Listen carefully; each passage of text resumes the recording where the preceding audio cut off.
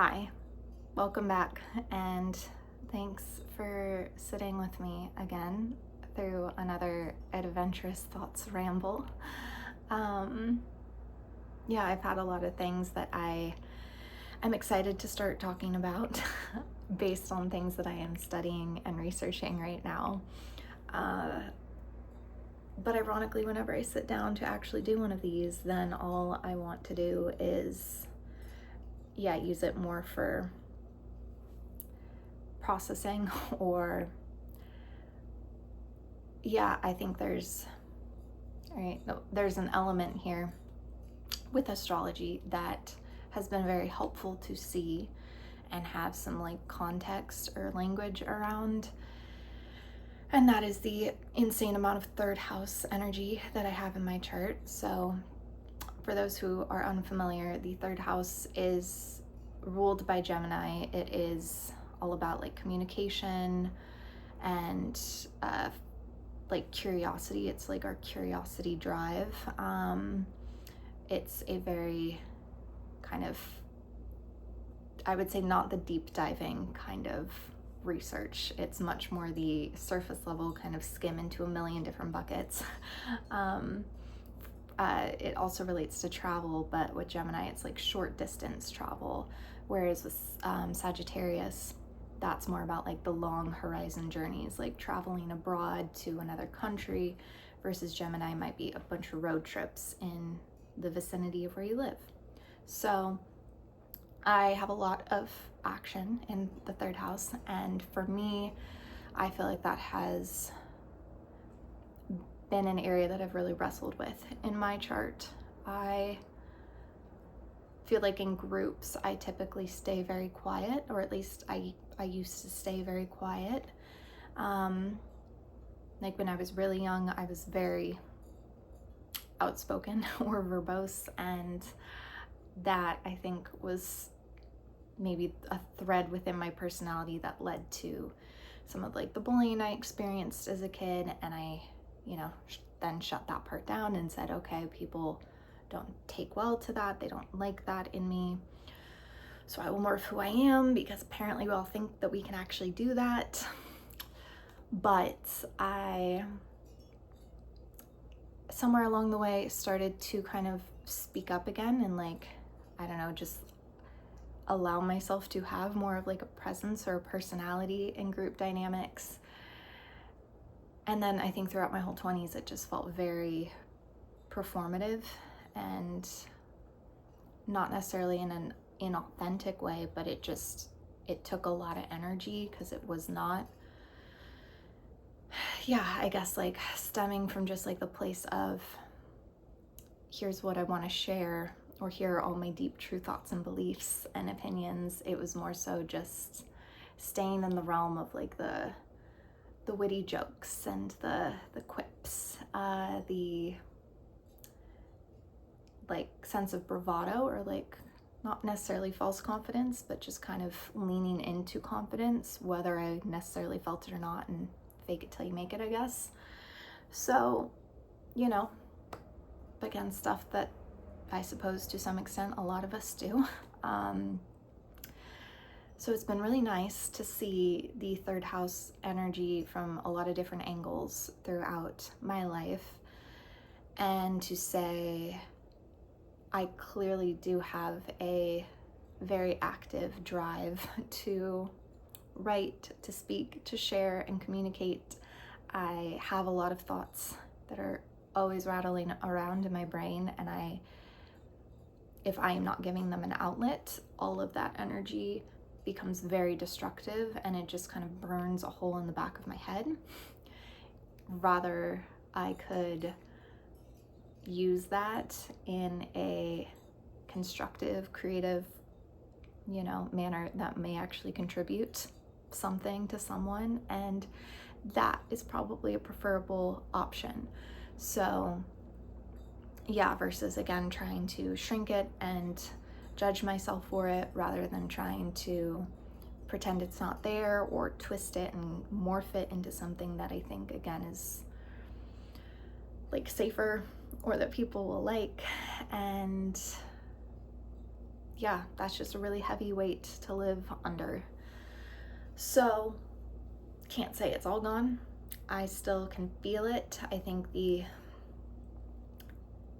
overarching theme that has been really difficult for me the last week, ever since we kind of hit the Leo solar eclipse time period, and essentially, again, what that means is the moon and the sun are both in Leo. They're conjunct. We also happen to have the south node in Leo, and the south node is kind of like our default state or our comfort zones, but it often kind of leans into the shadow side of whatever sign the node is in, like the south node. The north node, in comparison, is like the higher aspirational qualities that are illuminated at that given time. We all individually have a north and a south node, so an axis, but collectively that's also always present at some point. Like there are different nodes at play. And therefore I feel like, yeah, the heavy, let's say, Leo energy that I both love but also find very intense. I don't naturally have a whole bunch of Leo in my chart, only in my midheaven. And that rules like career, social status, how you feel, let's say, successful in career, kind of where opportunities are going to come to you. So the more I step into the Leo energy and like those higher tones or qualities within the Leo archetype, theoretically, the more success and fulfillment I will experience in work. So that's always been, again, an area of tension or something else that I haven't fully wanted to get on board with. And I have dabbled, I've like dipped my toes in the water. Again, it's a journey, and I am sure 10 years I will look back at this moment and think that I was 3 toes deep in the water. Or maybe not, maybe I'm a lot further, I don't know. But yeah, I think that the heavy Leo energy has been a bit of a blessing and a bit of a curse.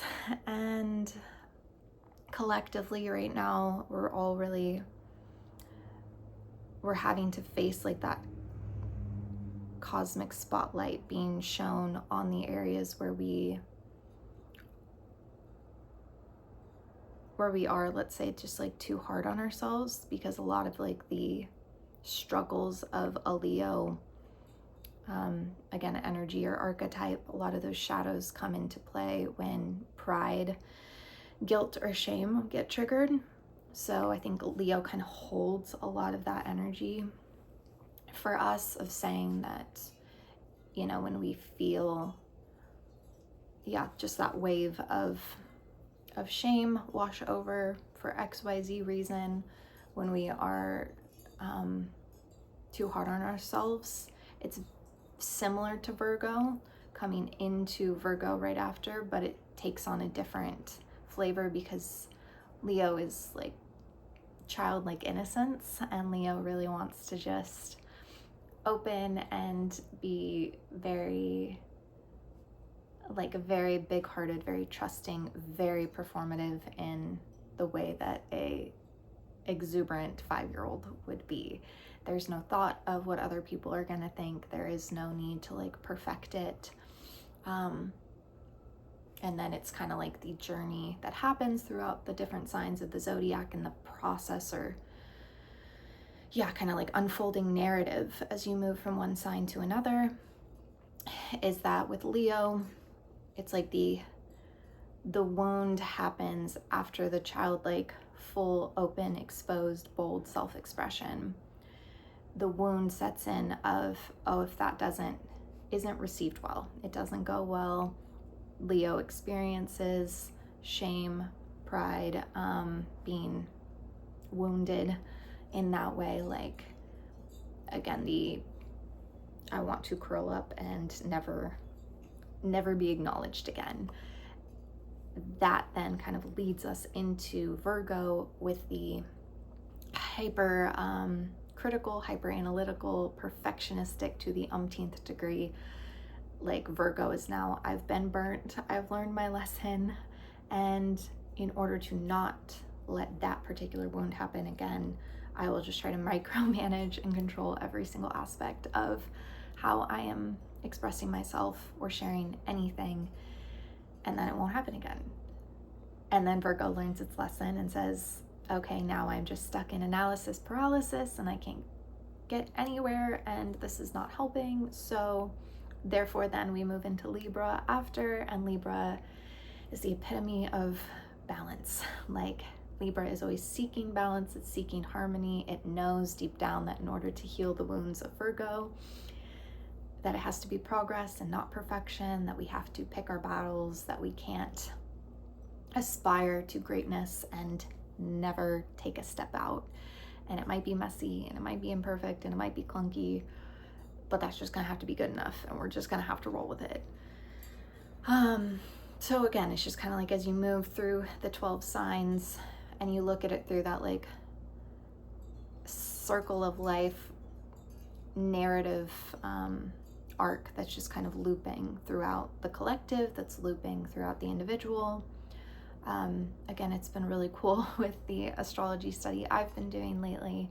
It's like very psychological study that's rooted in Jungian concepts. So a lot of Carl Jung's just, again, discussion of archetypes and the collective unconscious, the collective conscious, like states of the world, developmental stages within the psyche.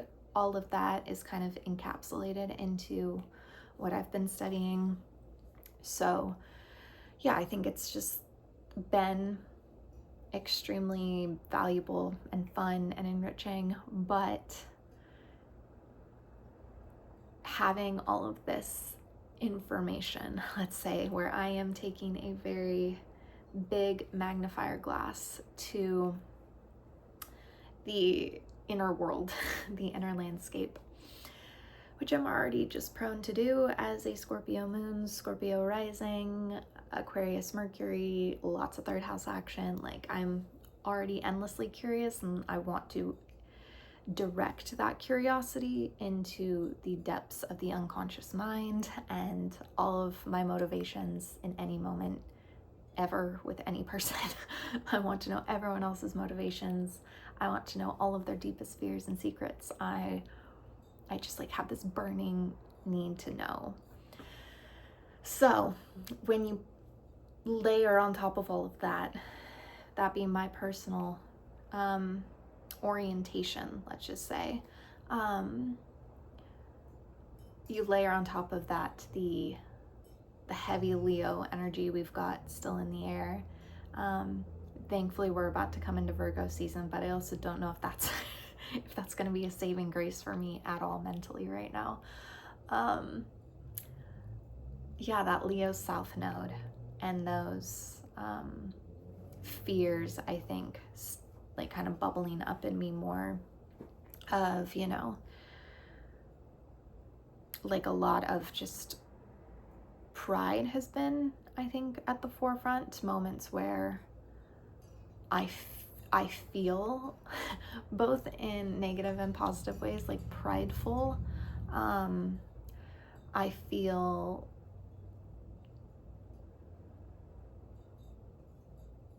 yeah, it's just funny, I guess, like the more I've been embracing that creative self-expression in the last month, the better I've been feeling. And yet then something just kind of clicked in this last week where it was like I was climbing up a really tall mountain and I hadn't looked down. And then I kind of looked down. It's the classic thing of like, don't look down or you'll, you know, start to wobble. And I just feel like now I've been wobbling and I've been really struggling to just turn down the voice of the inner critic, to turn down like the shame about just anything and everything that makes me human, any scrap of ego. And there's a lot of scraps. It's not like a crumbs. It's like, you know, just seeing my humanness, my ego, my fears, my wounds, my defense mechanisms, like everything that I am becoming aware of the more I look into all this, both through external things like a book or a course and all the internal diving. Yeah, then it just kind of feels like the noise and like the static got turned up really loudly, and it's been very difficult to turn that down. And yeah, I think, again, blessing and a curse. This period has really forced me to, I think, see with greater clarity how intense my perfectionism really has been. And when you're that steeped in something, you just don't see it, you know? Like, you're just, I guess as they say, like a fish in water. It's just ubiquitous to its experience. It's not gonna know. And it's not that it's been a blind spot. I know that I can be a perfectionistic overachiever who puts an obscene amount of pressure on myself. I know that. But I also just don't feel like I've actually seen all of the areas where that plays out, you know? And so yeah, it's been very transformative or beneficial for me to face that, and I am doing my best to lean into the areas of discomfort that come with that. At this point, thankfully, I think I've done enough inner work to know if I'm really resisting something that much, or I'm feeling overwhelmed emotionally, if I'm feeling like prone to distraction is a big one. If I start to sense the avoidance of a feeling click in, I've come a long way with just being able to catch myself and turn off said distractions, tune that out, and sit with and fully feel, as much as I can fully feel, whatever is unfolding. But that being said, I also can see a lot of the areas where like my mind will trick me into sitting in the feeling and doing all of the inner work, or leaning on all of my tools with the intention of still trying to fix it or make it go away. And again, that's completely human. That is fine. But I just feel like I'm constantly having to, like, constantly as in daily, like on a daily basis, I have to remind myself that it is okay, that I'm just human, and it's okay that for whatever reason, like, this is really hard for me. Letting myself be messy, letting myself be seen in messiness, letting myself just relax, really giving myself grace, forgiving myself if I flub up. Those things do not at all come easy, and I know they really don't to most of us, or a lot of us, whether we just feel that way for a time, whether people struggle with that their whole lives. I know I'm not alone in it, and that does, like, when I really let that enter, or like, you know, when I take that in, that feels really good. That feels really, really good to just remember that whatever this like illusion is that we have all sculpted in our minds as far as a standard of normalcy or perfection or spiritual enlightenment, where we're no longer different and unique, or where life no longer has tension or discomfort. I just don't think like that that benefits anyone. I think that it just ends up putting like a measuring stick constantly above our head, and we just feel like, all we can sense is how we're not measuring up. All we become aware of is the gap that is constantly living on top of us, hovering over like this cinder block of pressure that we apply to ourselves. And it's just totally unnecessary.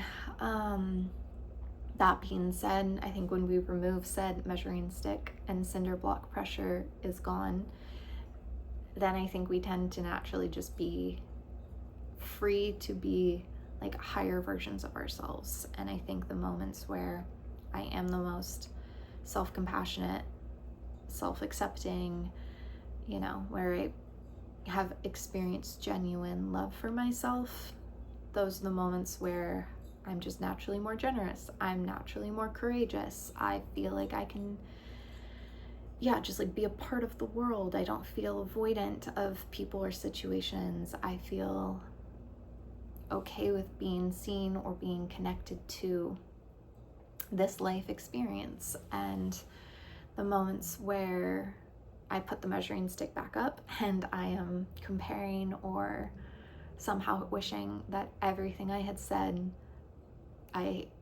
differently, or everything I did that I had done differently, and suddenly just nitpicking my entire existence, leads to all the feelings that are not great.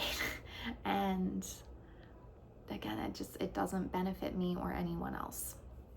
So I think, again, one of the questions that I know I've mentioned on an earlier episode here in reading A Course in Miracles, which has been so helpful and beautiful and painful and stretchy, and honestly, just it's funny noticing how my capacity is kind of contained right now to just a couple pages. I see why they have different sections broken up where you really can just read a chapter or a section a day.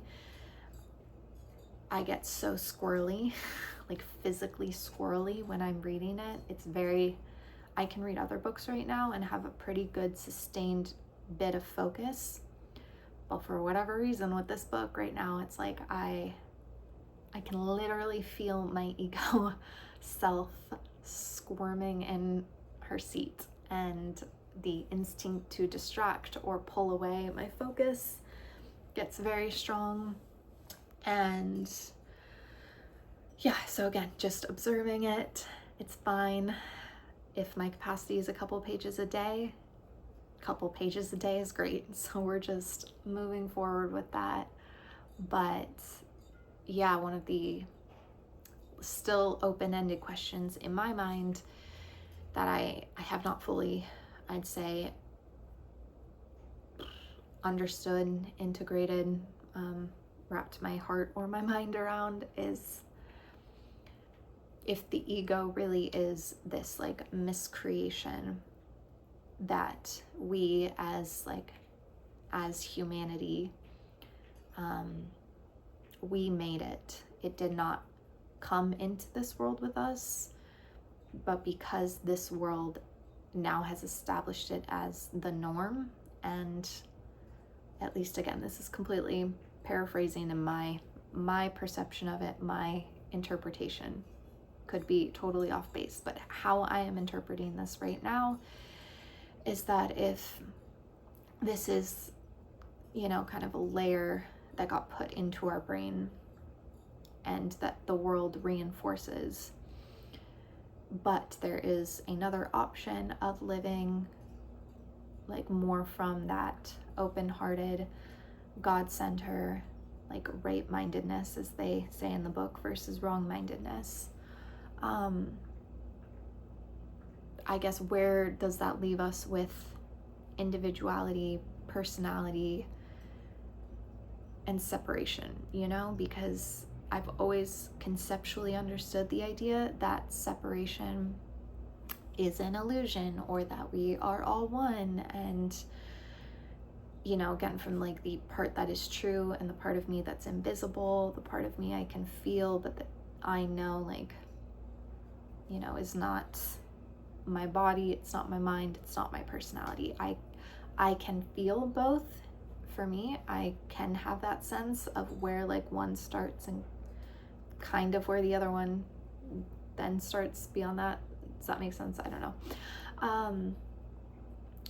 But I think for me, what's getting tricky still, it's just, that idea that the ego mind is this like miscreation.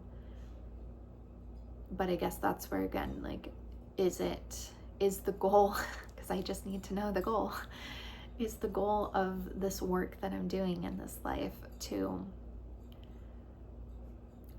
like just be in like right relationship with the ego? Because there's been a lot that I think I've absorbed in the last year from various sources that are of the mind that, you can't kill the ego. Others say, we don't actually have an ego, and the ego is just an illusion.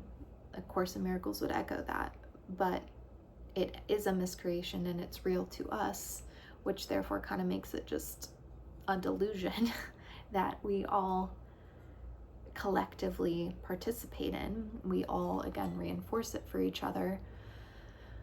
So then it feels like, okay, if this is just a reinforced loop and it is fear-based and it is within my means to step beyond it and to remember what is true beyond it,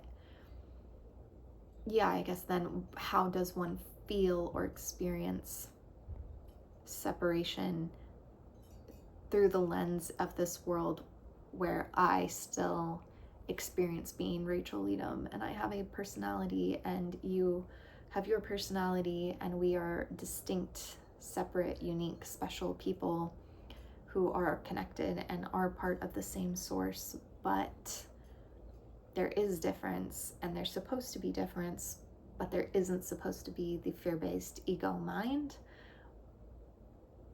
I don't know. It's just funny. I feel like I'm a decade into really studying this, like absorbing a lot of content, and it just goes to show that these concepts, I think, first have to hit us intellectually. Like we, on some level, I guess our brain has to take in the information, but maybe on that front, again, if the ego mind is the block or is the sickness,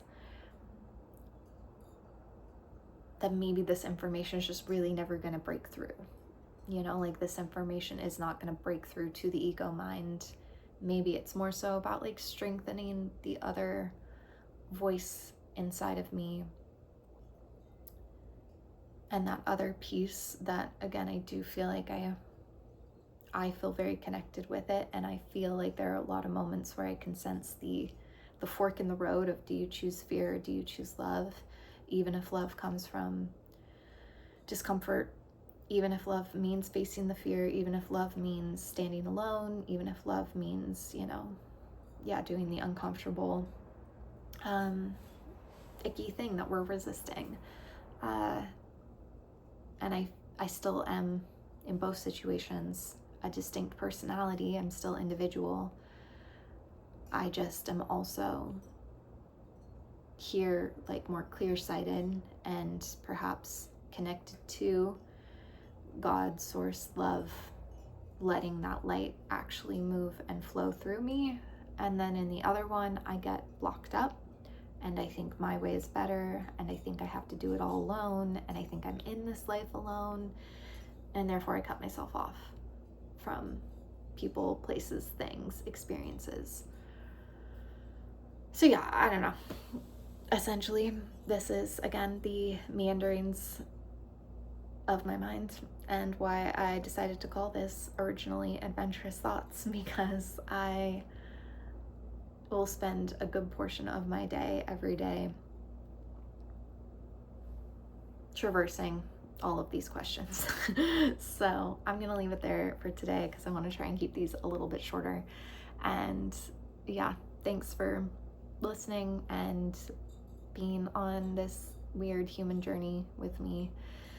And I hope that you can lean into some of your self-perceived flaws, quirks, or imperfections and know that we literally all feel it. And if, yeah, you're in any way, like, I guess, closing off because of those and because of that inner voice that's saying, like, what will people think? I encourage you to just try cracking that open, even if all you can do is like a centimeter. An inch may feel like too much. If you can do a couple inches, that's awesome. But I have found that the incremental steps and just, again, being vulnerable and messy and myself wherever I can, it is helping progressively, inch by inch. It is helping. So I know you can do the same. I will talk to you next week. Bye.